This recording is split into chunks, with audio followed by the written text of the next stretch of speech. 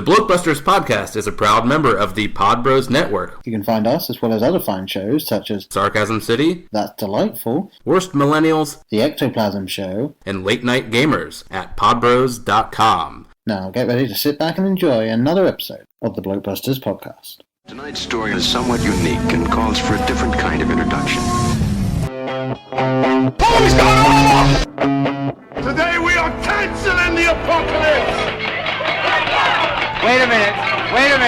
You ain't heard nothing yet. And this is? Lilu Dallas Multipass. Frankly, my dear, I don't give a damn. Houston, we have a problem. Have you tried turning it off and on again? Gentlemen, you can't fight in here. This is the war room. Now, where was I? Welcome to episode 103 of the Blokebusters podcast. I'm Paul. And I'm Brian. And today we're going to be talking about the latest Steven Spielberg film, Ready Player One. And yes, indeed. Before we dive into that, real quick out the top, and there might be a bit of a surprise here for people that have been listening to us for a long time. We're on Twitter and Facebook and Instagram at Blokebusters. You can email us at theblokes@blokebusters.com, which actually does mean, yes, we finally, after this long, have blokebusters.com as a website. Yes, finally. And they said it couldn't be done. Yes. Wow. Yes, and maybe it's too little too late, but hell, we have it now, so... But that's been our motto from day one, too little too late, so... Pretty much, yes. Too little, too little too, early, and now it's been too late, so... So yes, that's exciting bit of news right up the top there, is that we've actually bothered to make ourselves legitimate in our web space. So yes. I think we're another 15 years away from a Patreon. All right. I think so. If everything keeps going along the schedule. Yeah. All right. So yes. Ready Player One. Ready Player One, yes. Let's get to the money, huh? Yes, the money, obviously directed by Steven Spielberg. And a budget. Now, this is an interesting one because there's not necessarily having them come out and say it, but it has been reported by a couple of different sources that the budget is about $175 million. So that's what I'm going with on this one. That's what I found. Yeah, and so the box office, as of officially reporting 5 days afterwards, is $186,451,789 and that's worldwide, right? That is worldwide. The interesting thing is that 31.6% of that is the domestic. So in America, it has only made $59 million. Yeah, and opening weekend, I think it was just 40. Or a little over 40. Yeah, it was just under 42, yes. Which, not great, I don't think. Not probably what they were projecting. Probably not, no. I imagine that they were at least hoping for more than that. But I would say let's give it another couple of weeks and see what happens. And hopefully I don't think it's going to have Black Panther legs, pun intended. Yeah. Yes, but nothing will. So no. And yes, for people still not in the know about who is in this film, real quickly going through, you got Ty Sheridan as Wade Watts, Olivia Cook as Samantha Cook, Ben Mendelsohn as Nolan Sorrento, Lena, now I really should look this up, it is Wade, as Helen Harris, or H. TJ Miller is IROC, Simon Pegg, always wonderful, as Ogden Morrow, Mark Rylance as James Halliday, and I will attempt to get this right first time. You got Philip Zhao as Akihide Karatsu. Show. Yeah. And Win Morisaki as Toshiro Yoshiaki, or Daito. Yep, that's plenty. I think. Yeah, those are pretty much the main players that you've got to pay attention to. The only other thing that I realized when I was watching it, but I wasn't sure, and this confirmed it. Letitia Wright is in this film. Yeah? Yeah, she plays a rebel that is seen very, very, very, very, very briefly about the, 40% of the way through the film. She's just, there, and that's it. She's gone. And it's like, oh, okay, maybe she had a scene that was cut? I don't know. Yeah, I don't know. Or maybe after Black Panther was so phenomenally successful, she's like, I don't know. Who knows? But yeah, I caught that as well. So yeah, because you were talking about that, and I'm like, but she is very recognizable now, and I am very excited for what's to come for her. But yeah, she won't have trouble booking jobs for a while, I don't think. So probably not. No, not just the success of the film she's in, but the talent that she brings. But yeah. So where would you like to dive into this one? Well, I think what would be best would be to explain what our thoughts were and our experience with this before we went to see it. Because I feel like we can do that. Quickly. I feel like that's going to be important. Yeah. Okay. So none. On to you. Absolutely none. All right. So well, I remember. Yeah, I'll go a little more detailed, but yeah, I'm sorry. I'm just excited to get into the film itself. Oh yes. But yeah, so I knew this was coming out. I knew it was a novel for quite a while. It was always on my to-read list, which always gets added to and very rarely gets things crossed off. Very much like Netflix, actually, now. Yes, exactly. The queue just grows and grows, and every once in a while I get one knocked out of there. But yeah, so never got around to reading the book. Was kind of excited for this. I knew, it would be something that's normally up my alley, kind of going into it, and that's about all I knew, and that's all I cared to find out going in. Okay.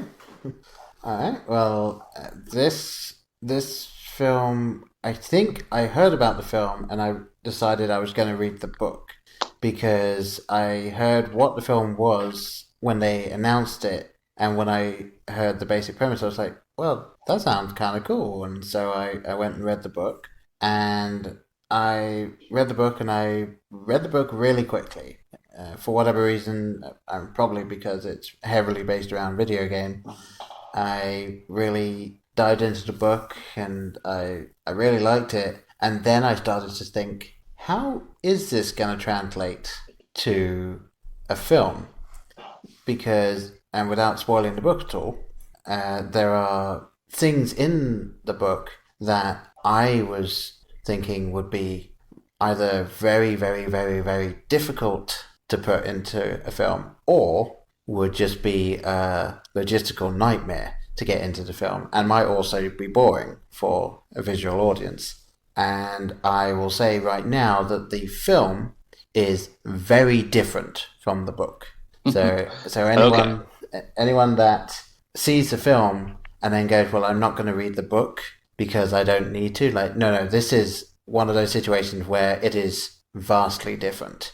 So, and I'll go into it a little bit more detail when we're actually reviewing it. So, I was going into this film a little nervous. I knew they changed it, mostly because of the first trailer. But yeah, it was a little bit nervous and a little bit excited when I walked in to see it. And yes, so I genuinely don't know where to start with this one. There's so many ways we can go. So I guess we can. I think I kind of like just going over all feelings. Let's not hold off any longer. Okay. So I don't know. I think I kind of went. I don't know if I went first last time or not. Let's say I did. What did you think of Ready Player One? And what did I think of Ready Player One? Well, the film. Let's try to keep this. Yes, we are a film podcast. Yes. Ready Player One, the film. I really enjoyed this film.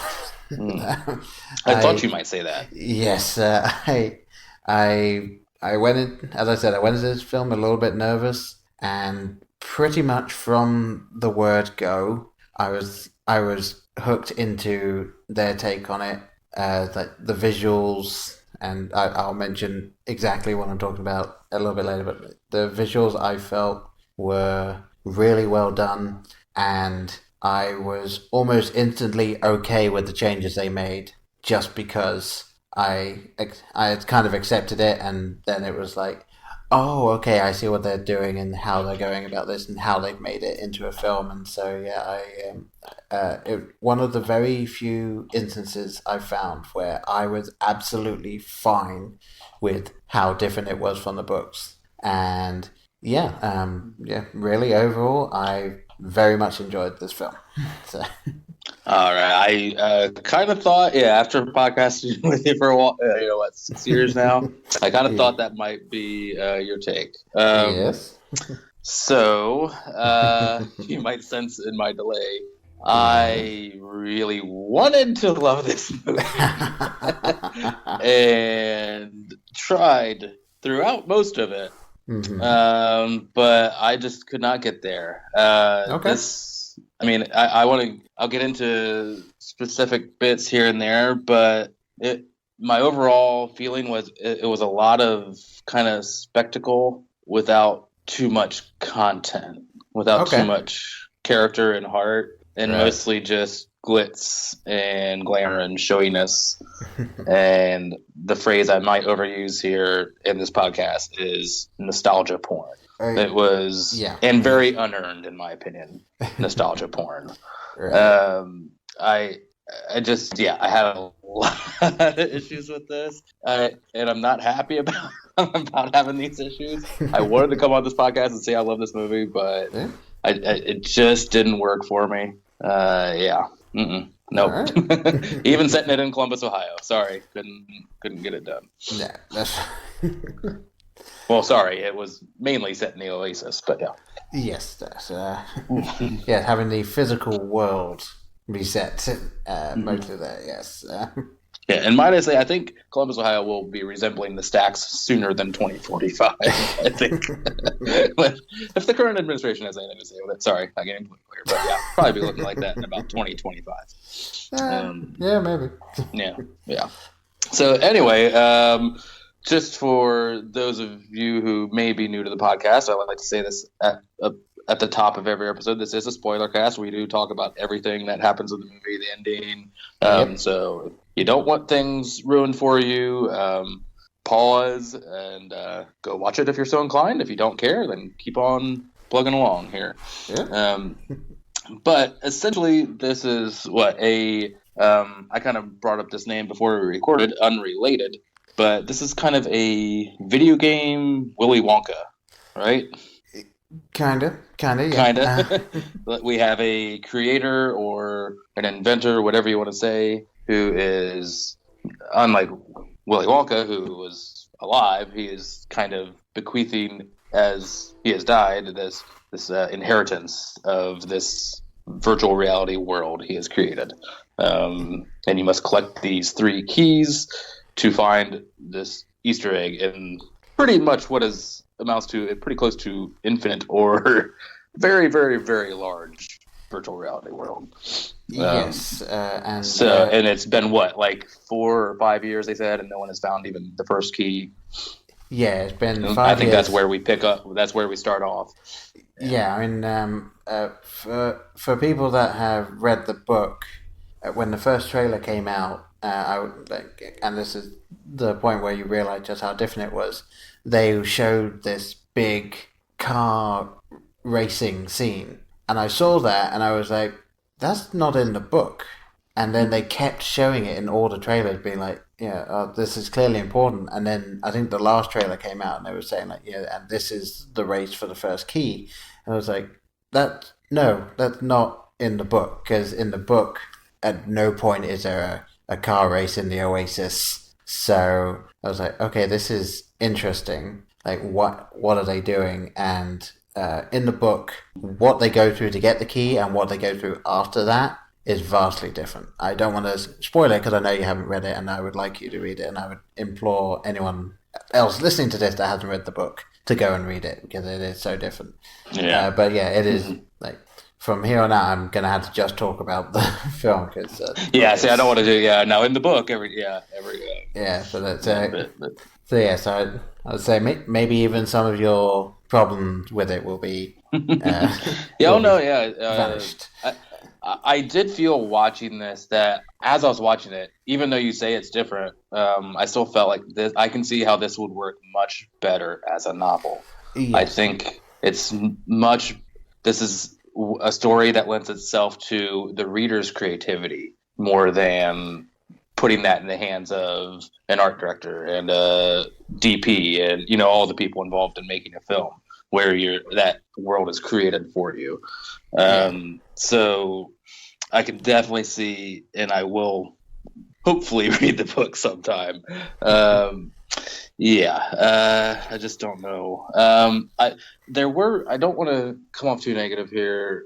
Imagine me saying that. But there were a lot of bits that I love that I don't know, love might be strong, that I really liked about this movie. Right. There was a lot of performances that I loved. I mean, Lena Waithe is fantastic. Mark Rylance is always great. Yeah. Ty Sheridan, I always want good things. I mean, I first saw him in Mud, and I will always champion that movie, and he is just so phenomenal in that movie. He was, And, I mean, that's just a hidden gem right there. But this, and I'm ready for some blowback on this, because this is about some movie nerd blasphemy about to come out of my mouth. Spielberg was the wrong choice to direct. I know. I think I know what you're saying there. I think like the way I was talking about it, a friend of mine, is that he looks like on paper, of course, Spielberg. Yes. Like you look, why wouldn't this be Steven Spielberg? But that's exactly why it didn't work for me, because it was the logical choice. Right. And I think a maybe somewhat established director, an up-and-coming director, someone that needs a resurgence, maybe Neil Blomkamp, some Chappie redemption, Maybe. I think I can tell you who would have done fantastically with this if the film had been the book transposed. I think Christopher Nolan would have killed this. Yeah, see, I don't know about that either. So, I don't really want a big name director on this. I know. I'm just saying, based on previous work, he would have been a fantastic choice. Yeah, or like a prestige director, like TV director, like Timothy Van Patten. He's done some Black Mirror episodes. Game of Thrones. Yeah. Someone like him that's going to bring something unique to it, where as Spielberg, I just really knew what I was getting, and I don't know how much say he had in the soundtrack, but I thought it was a very odd and uninspired soundtrack as well. Do we need to hear Van Halen's Jump for the 3,000th time on a soundtrack? And I know it's like that's, and you can correct me if these were written in at all into the book at all, but because I can't fault them for what a novelist wrote. But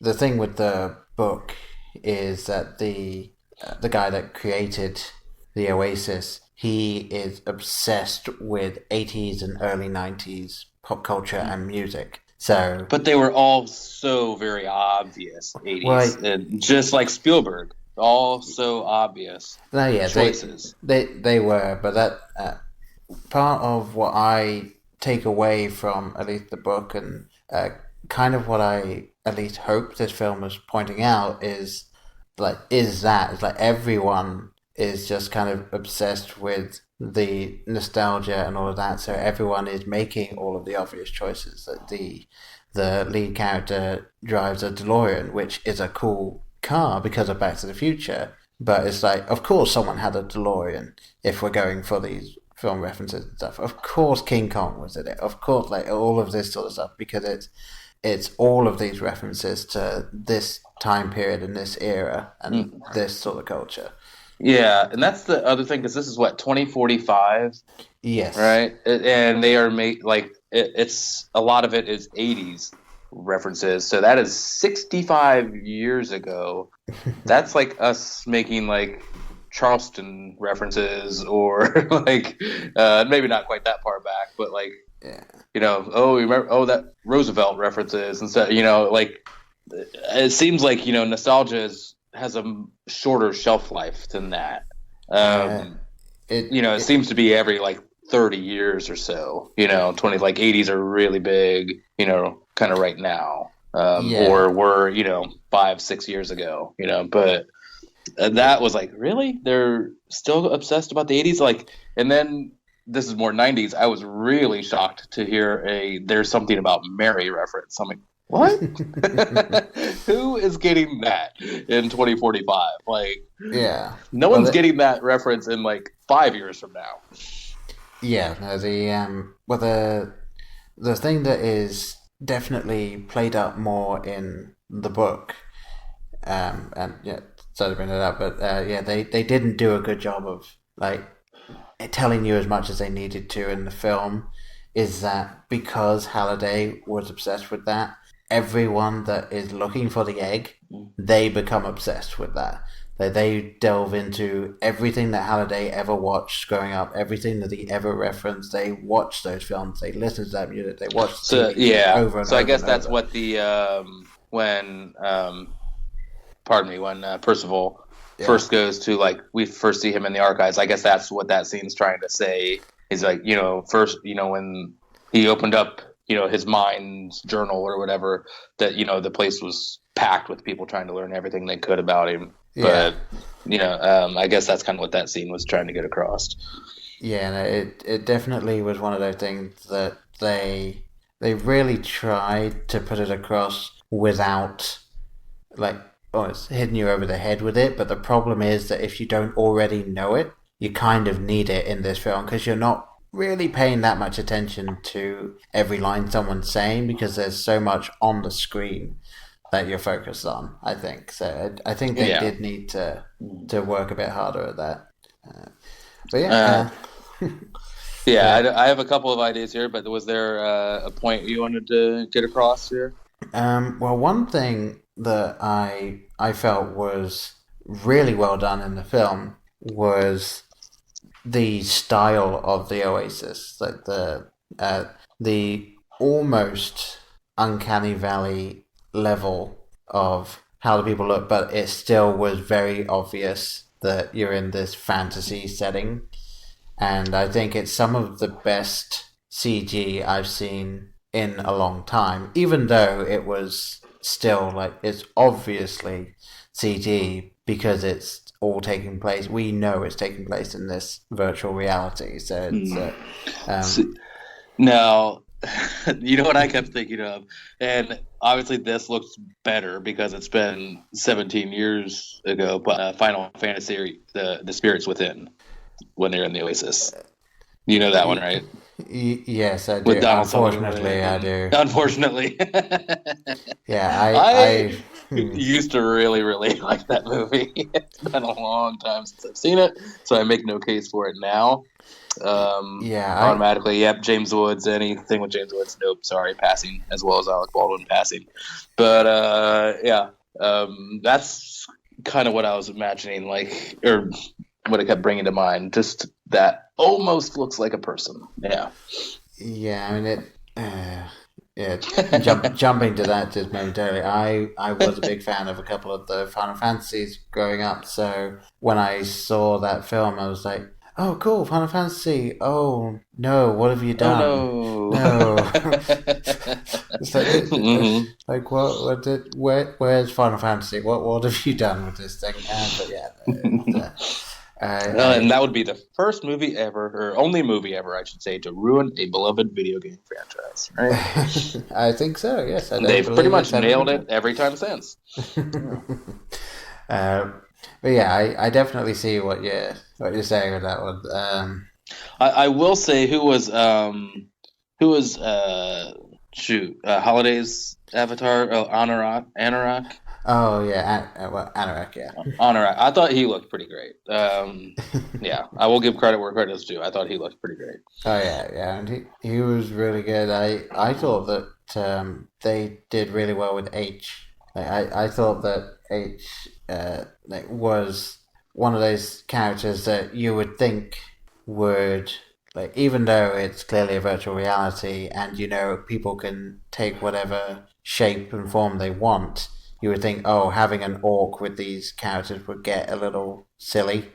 But I felt that, and obviously it's a real showing of just how good Lena Waithe is, that at no point did I feel it was at all odd. It was just this orc was helping these guys out, and that's fine.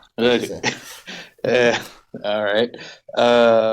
Another comparison that I wanted to get your read on was, as far as the relationship between Artemis and Percival and kind of their back and forth of chemistry, I could not stop thinking of Chris Pratt and Elizabeth Banks in the Lego movie Wild Style and Emmett. Yeah, I think it was like carbon copy. Yeah, I can see what you mean there. Yeah. I don't know. I was like, it's just, but I'll still default to the Lego movie actually on that. But yeah. Yeah, this was one thing that I felt that the film did badly in, and I fully understand why they're together as they are in the film, and they meet at a certain point in the film, but yeah, it is way better in the book in that respect. But yeah, I did feel that the way that they made those two characters in the film, I think it was a studio note. I feel like the studio was like, no, we've got to get these people together in the same room. They've got to be falling for each other together as well as in virtual reality. Yeah, I will definitely concede that it was not great. It was that part was not great.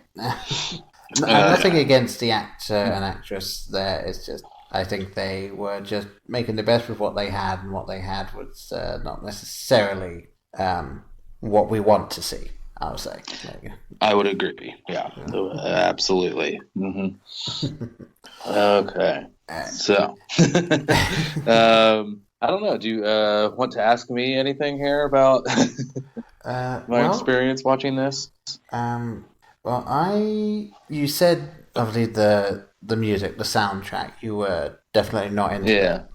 What about the sound editing in general? Like the little tiny stings, obviously pulling on the nostalgia, but the Back to the Future nods and I was okay with it, but still a lot of it seemed like my theme for this podcast is kind of safe. It felt safe. Right.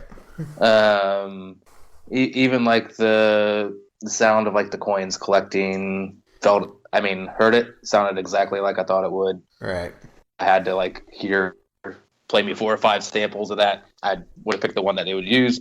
And somebody think, well, what's wrong with that? But I want something different. I don't know. And I know that's a hard line to ride when you're trying to pay all these homages to, and all these references to do something different. But I don't know. Just a lot of it seemed very controlled, and I don't recall once going, oh my God, that was a crazy choice or a bold choice, or I did not see, with not even plot related, just from a design or sound or visual, anything. Some things looked good, but they looked exactly as I thought they would. If that makes any sense. No, yeah, I get it. I can definitely see where you're coming from there, and there were definitely bits in the film that, despite how much I enjoyed them, I was always thinking they're focusing so much on this bit, but the scope is much bigger, and I would have loved to have seen the scope more, because especially with the big battle at the end for the trying to bring down the force field, and then just this huge battle between IOI and everyone else. And yeah, because it was just focusing on the kind of skirmish, and again, without trying to spoil things or whatever, it's a bit bigger than that in the source material. So okay, shoot, I just lost my train of thought there, but once again, it just felt very kind of Attack of the Clones-ish. That's a little too harsh. I'm sorry, Ready Player One. You don't deserve that, but it's the best I can come up with in the moment. But like, here's this giant battle scene that I'm not super invested in. Yeah, no, I see. I definitely do see where you come from, and I feel like the nostalgia definitely wasn't enough for you. Well, you just can't say, "Here's a DeLorean." Ooh, a DeLorean. Here's the Iron Giant. No, you have to. It has to be woven into the script in a way that it's essential. Or I know the Iron Giant comes back into play. Yes, but it has to. You just can't show that to me immediately and just be like, oh, "Okay, I'm something shiny." No, it has to be more grounded in the reality of the narrative. I don't know, like I just thought it was a lot of, hey, look at this, hey, look at this. Yeah. And I'm starting to realize that I think one reason why I might have been kind of all in for the nostalgia and watching the film that way is because I read the book. I feel like I already had my story. I knew where it would end to an extent. Because there are some narrative changes and that sort of stuff. But I feel like maybe if you read the book and then go back and watch this, maybe you'll have a slightly different take on it, which I would be fascinated to see. I tell you what, you read the book, I will buy this when it comes out. You come round, okay, and we will rewatch this together. All right, that might be the only circumstance I'd really feel like rewatching this. I mean, until it's like free on it or offered on a streaming service, but that's a ways away, so yes, I would be into that. Now, I had to ask you then, what was your reaction when they were walking down into the Overlook Hotel? Because for me, when I saw that, I was just kind of blown away with like, wow, that looks really good. Like I felt like they remade the set, and we were watching they filmed inside the set, and then they inserted the characters later in post. And I'm sure that's not what they did, but that's what it looked like to me. So I was just like kind of blown away with that. Credit where credit's due. It looked great. I didn't. That was a fun little. I'm being a little too harsh. That was a fun little section of the movie. I didn't quite understand. I know I said I want to steer away from the book, but was this in the book, the Shining scene or scenes? No. See, I didn't quite get that choice either. Other than just another tribute to King or whatever you want to. But yeah, there was a couple laughs. That was the thing here, like just because I don't know, I'm fairly familiar with that film, and so I did kind of appreciate some of the references or in jokes in those scenes. Yeah, it was really well done, and I was surprised with how far they went with it. And obviously, you've got the woman in the bathtub. Now, they didn't show everything that they did in The Shining, because you can't in a PG-13 film. But yeah, I thought that was well done. So I think that was probably my favorite scene overall, up until when they get into the ballroom. I thought everything from when they go down to it to then was my favorite bit of the film. Yeah. Mm-hmm. Yeah. Well, also say ballrooms. Yeah. A lot of, like I said, I don't want to say there weren't things I didn't like, because because from a visual standpoint, a lot of this looked great. Just like I said, not surprising or revolutionary or, I'm sorry, the stakes have been raised from from Black Panther. I'm sorry, I'm still not that I expect every film to get in that, into that, ballpark or range at all, but it's just, I don't know, like, things looked great. Yeah, I'm just going to repeat myself, so I just need to stop talking. I do want to. Oh, shoot! Yeah, just kind of lost my train of thought there again. Well, I was going to ask as well. I think that this is one of, if not my absolute most favorite use of the word "fuck" in a PG-13 film. Oh, and remind me for the amnesiac or poor memory. Where did that come in? That would be in the final battle sequence when H passes Parzival the Chucky doll, and he throws it out the window and it goes towards the IOA person, and it is just that fucking Chucky. It's just like, okay, fine. That was okay. Even I can't be a stick for mud on that. All right. Yeah, true. When that hit, I think me and pretty much everyone else in the cinema just started laughing quite loudly at that one. There was, I felt it was well deserved at that point. Yeah, I was actually, and obviously this is speaking towards how all of these ratings shift and stuff over the years. I was surprised at the amount of swearing in this film. I mean, obviously the word shit is said like at least 10 times, if not more, throughout the film. So I was genuinely surprised that they got that in as many times as they did. But yeah, I don't know. And I feel like maybe the people that were rating it, they weren't paying too much attention to that. Maybe they were sucked in the nostalgia as well. And they were like, oh yeah, PG-13, there you go. Everyone can go see it. Yeah, I don't. I just think I've seen nostalgia done a lot better. I mean, Stranger Things. That's a. I know comparing the film to a streaming series, but that really lets the nostalgia serve the story in a very natural way without it beating you over the head with it. And that's, I mean, once again, like another, like Jurassic World, I think, poor nostalgia. Once again, like, I think used a lot of tricks to try to get you into a very subpar film. And, so there's a right way to do it, and I just didn't think this was the right way to do it.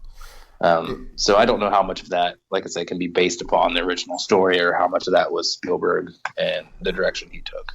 Yeah, I mean, I think the biggest thing that I kind of take away from the book is that it is a world of nostalgia, like for the most part, because the people you're following in the book are people that are so entrenched in that culture because they've studied everything about it, because the creator of the Oasis was like that much of a geek that he was obsessed with it. So I felt going into this film, there's no way it couldn't just be a pure nostalgia trip. So maybe that's why I was okay with it, because that's what I was expecting. And I mean, I know you probably figured it was going to be heavy on the nostalgia, but maybe not quite as much as it turned out to be.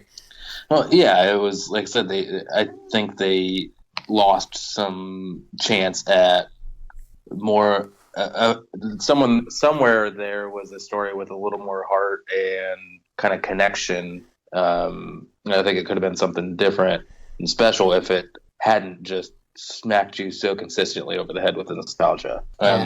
Still things I loved. I thought Halliday as the troubled loner genius, I mean, even though that's an archetype we've seen a lot, I still thought he brought something a little different to it, to that character.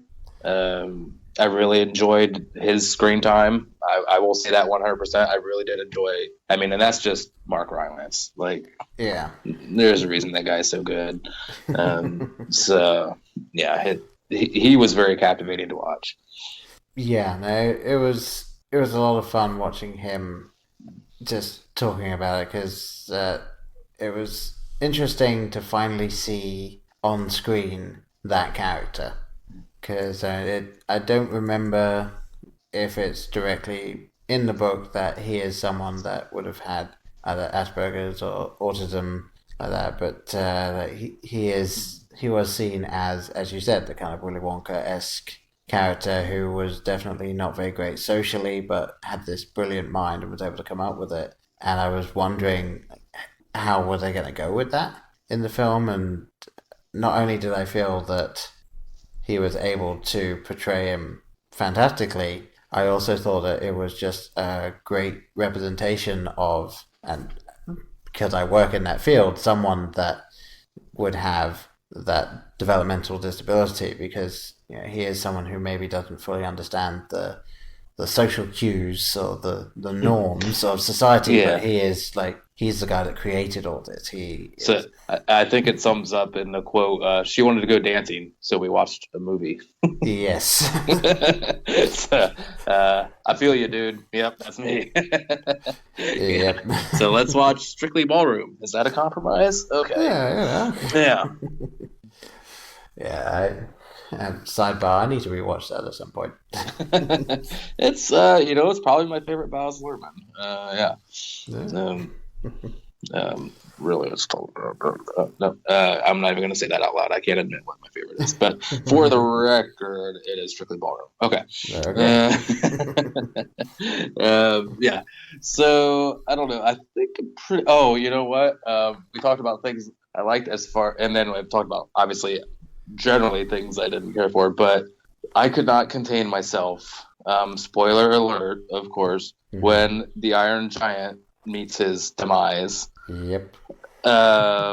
He, like I said, you've been warned, listeners. He starts to sink into some molten metal, lava, whatever you want to call it, and raises his thumb up, a la Terminator 2 Judgment Day. And so Paul, real quick, I watched this at the Strand, which Paul knows is a small theater in the town I live. So really, even their biggest theater still probably only seats 100 maybe. I don't know. Yeah, maybe. Maybe.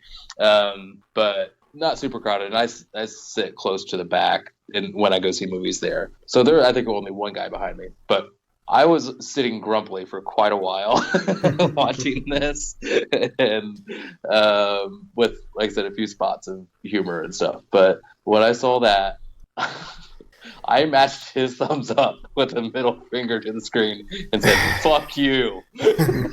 And thank God the guy behind me laughed, because I did not plan on saying that, and I did not plan on saying it as loud as I said it. Yep. I was so mad that I thought that was such a cheap fucking trick. I don't know. So that was my feeling. That was when nope, I'm just not gonna. Sorry, if you ever had me, which you didn't, you definitely lost me now. Yep. Okay. See, that was it. Like, it's not even. You have an Iron Giant doing a reference from a completely separate film. It's just so that's just my argument. Like, okay, nostalgia layered upon nostalgia, layered upon another reference, and no, fuck you. I'm not going to be played like that. Sorry. Yeah, nah. And that I think that's the thing. Like, knowing the characters as I do, that is exactly what H would have done, and they obviously you're very hung up on the fact that it is the Iron Giant doing the Terminator, and that's just a mishmash of nostalgia references more than anything else. So it's something that I can see that. Yeah, I can see that being something that if you know the character better through the novel, that's a choice they make. But I don't know, to put it on the screen, it didn't work. Not for me. Yeah, no, this is something, and I was talking to some people I work with about that before I went to see it. I feel that what they should have done is make it a 2-part film, because the way the book is set up, the book isn't set up as like a 2-part thing, but there is a point in the book that feels like if you were going to make it into a film, you have everything happen up to this point, and then the second film is the culmination of everything from that moving forward. And I was kind of hoping that we'd find out that there was it turns out, this actually is part 1 of 2, because I felt even with 2 hours that we wouldn't have been able to get everything. And we kind of didn't, and I feel that, kind of like we've been saying, the biggest issue with this film is the lack of character development and getting to know the characters well enough, because they did have to just hit the ground running with this film, because they had to get through everything. And even though you get some character development, you don't get to know the characters well enough at the beginning for it to pay off that way. And this is an unearned dig, but I feel like it was as much character development as like a Divergent movie or something. And I've never seen one of those, so that's why I say an unearned dig. But I just get the sense that that's about as much character development as we got here. Yes, I will say it is slightly better than like Twilight in that respect. And I've seen the first Twilight film, so I feel I am perfectly fine saying that. I have as well. Yeah. Yes, but that is, and the reason it's better than that is because these characters can actually show emotion of some description. But I'm kind of on the fence. I feel like Steven Spielberg had this idea with this film, and this film, like, if I had to give him benefit of the doubt, I feel like this film was made this way intentionally, because the kind of overarching theme is, because everything in this world is a nostalgia trip, this film is simply a nostalgia trip. Like, it has a story to tell, but in doing so, it's just filled to the brim with references to everything you can think of. And I think that the problem with that is people that are going into this blind are going to be hit with that. And I think this film was made for people that have read the book first and foremost. And it is difficult. Perhaps, yeah. I suppose I can see that, but you gotta kind of do more than that, I think, if you're at least trying to have a big success on here. And then the other point, I'm going to sound like a really old man on this, but so damn long. There's no reason this type of film. Why does everything have to be 2 hours and 20 now? Oh, dear God. Marvel is one thing, but this movie 10 years ago would be an hour and 40 minutes. That's it. I know that might be at odds with me saying lacking character development and things of that nature, but I thought there was a lot of stuff that could have been cut. A lot of stuff, with as great as Ben Mendelsohn is, a lot of his stuff could have been cut. Which I love him as an actor, but I mean, for him to play a one-dimensional baddie, I didn't, need a little of that goes a long way for me. So I don't know, just it was overstuffed for me, and it's like, okay, I think we're in the third act now. And you never want to be that, you never want to have that feeling when you're watching a movie, like, is it over yet? Oh my God, they still haven't even gotten to the climactic moment yet, because then we're still having at least another 20 minutes after that to wrap things up, and it just was so unnecessarily long, at least in this guy's opinion. I can get behind that, because it's just the like I said, I feel like this should have been a 2-film thing, and that would have solved most of the issues. You could have had, let's say, an hour and 45 and then an hour and a half, and you could have told the story, and you could have had that breathing room, so people aren't leaving thinking it's way too long. But you said, Marvel, they pretty much have earned their long run times at this point. Anyone that's I don't know who's starting on Phase 3 of Marvel. I'm like, wow, these movies are long. But yeah. So there's the built-in audience, so everyone knows what they're getting with those films, and they kind of expect it, and you expect to sit through the credits and all that. It's an experience in and of itself. But a standard run-of-the-mill for me action flick doesn't need to be this drawn out. No, it doesn't. I mean, as we've been saying, I was okay with it just because of the reasons that I've gone over, and obviously people that are not me, they will not be okay with it. So yeah, like the best way I can like, I know I'm coming down hard, but I didn't hate this movie. And this might even sound harsher. It doesn't deserve my hatred.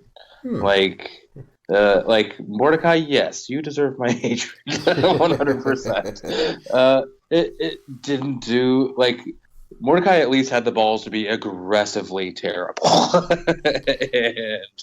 and this was, the way I would put it is, this for me is put it on a Saturday. If it's on a Saturday afternoon while you're doing some chores around the house, that's this type of movie for me. Tune in, tune out, watch a few scenes, and you're good. And with this runtime, like, this is going to be a 3-hour movie on TV. This is going to be like Green Mile length, Yeah. I don't want to go into a rant about how many ads are on TV. It's a bit on the ridiculous side. I know, but do you have anything? I did want to have just kind of an impromptu. I know. I think we should probably get to wrapping up. But do you consider this a video game movie? Or, the second part of that question, are video game movies strictly those that are adapted from one specific game? Well, it's an interesting question, because the whole idea behind, like, so if you say a horror film, that is a film that is, like, within the horror genre. So the question is a video game film, like, video game genre, that therefore it has to either be directly from a video game, or can it be about video games? Because that's what I find interesting, because you could argue, if you really wanted to, that The Last Starfighter is a video game film. But I would not. Yeah, that's the thing. Generally, you would not. It's a great fucking movie, but I don't know. And people are going to be like, you like that piece of crap, but not Ready Player One? You're damn right I do. And Tron. Like, Tron is not a game, but it takes place within a video game. So is that a video game film? No. I meant real life video games, Yeah, that are playable. Your Resident Evil, Silent Hill. I would not class this as a video game film then. Even though I did, 15 years ago, me would have really enjoyed the scene of Master Chiefs running along. But then it was just kind of like, even though I, it's full admission, do have a Halo themed tattoo. So, yep. So now you all know my deep dark shame, everyone. At least one of them. Yeah. Yes. one of them I'm willing to share. Yeah. Yes. And it's quite a side, folks. It is just a full back tattoo of Master Chief's helmet. It's really cool. Yes, absolutely. No, with his tongue out, he's doing devil horns, with his hands. No, it is which is probably even worse, my player emblem, like your created emblem. Yes. So I don't have the words Halo written on me. I don't know what's worse, but anyway, I didn't need to say all of that. You did not, but you did. Feel free to cut that. No, I don't do that. And cut this part where I'm talking about it. No, you'll edit it too. I mean, I'd have to actually do some editing. No, that's no. Yeah.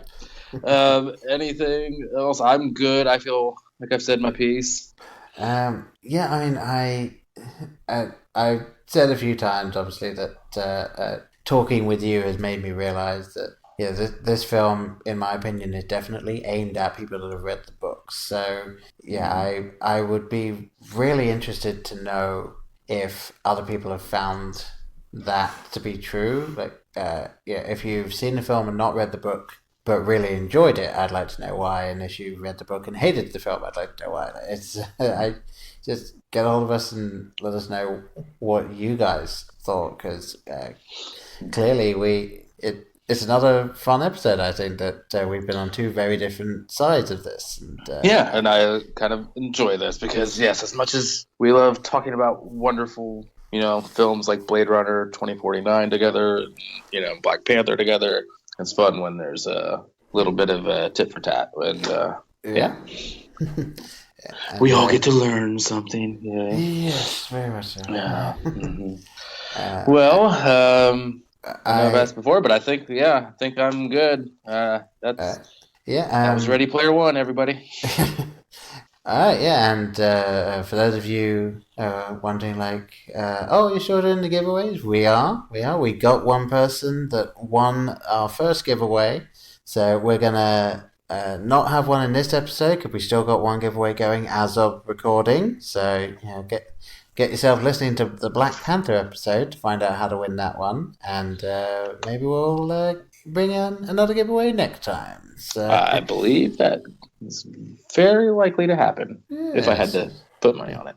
That's not that we planned it or anything.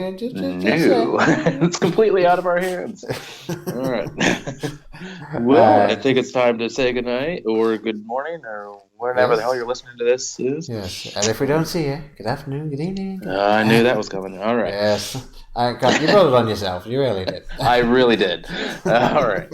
I think we probably kept the good people's attention long enough. So with all of this being said, I've been Paul. And I've been Brian. See you, folks. Bye.